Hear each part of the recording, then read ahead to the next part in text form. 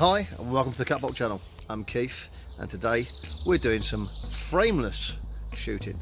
Stay tuned.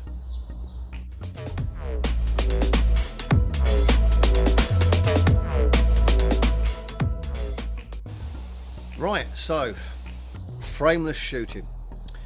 So obviously if you've been used to shooting a catapult, you're holding your frame, you're using your reference points, or you're shooting instinctive or whatever. The point is you've got a frame there. Frameless shooting, many of you have seen, predominantly on the Chinese scene. Chinese shooters do tend to shoot frameless, which is essentially that. No frame. That's what it says on the tin. My first day today shooting frameless, I have to say I'm pleasantly surprised how accurate it actually is. I'm not saying you're going to win, tournaments with it or whatever, but surprising. I thought I couldn't hit a barn door with this, and I dialed it in very, very quickly indeed. So what frameless shooting basically is you're holding the bands and you're using your hands as the frame, and it works. I couldn't believe it either. So tubing, this is red 1632. One thing I will say is you haven't got to worry whether you're using tubes. I'm using tubes because it's quite windy out, but you haven't got to worry about draw length, because you can have it as long or as short as you want. You're just holding the band set, so shorter, longer.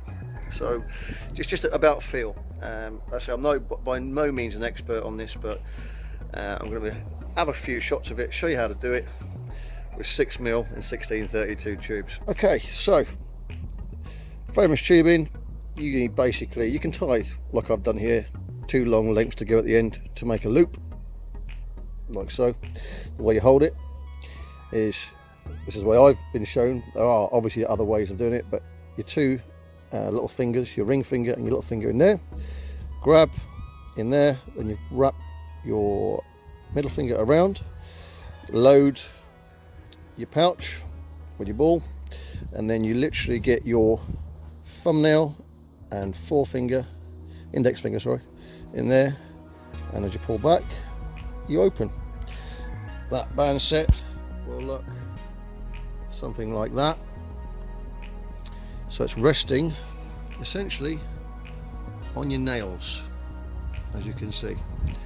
That does give you a nice plane, a nice line with the bands to play with. But that's essentially the grip.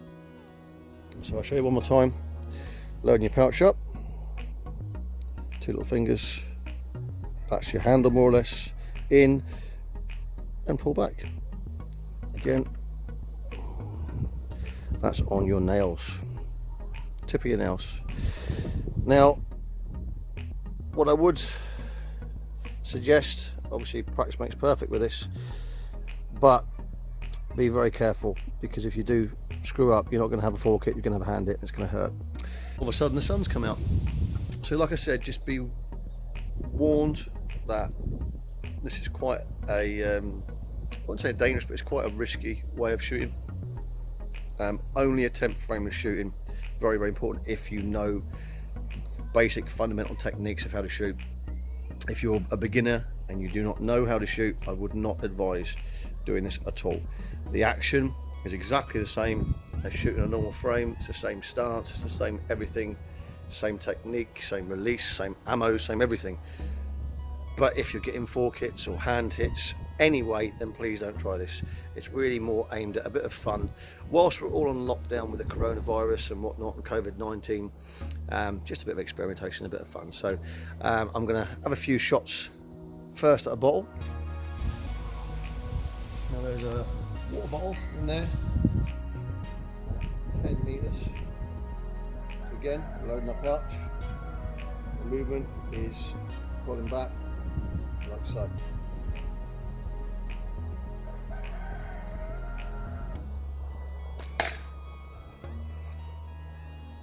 As you can see, it works. It's not the biggest amount of power, but the blinking.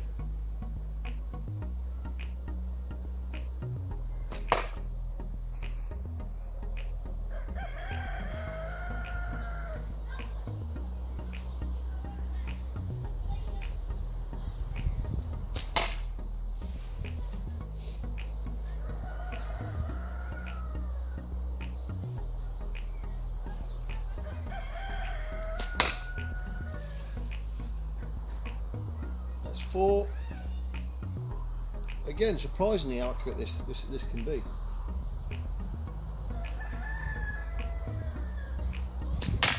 Well, there's 5, and that one did pack a wallop. Right, so we smashed that bottle, but again, quite a big target. We'll see if we can hit a 25mm spinner with the same setup.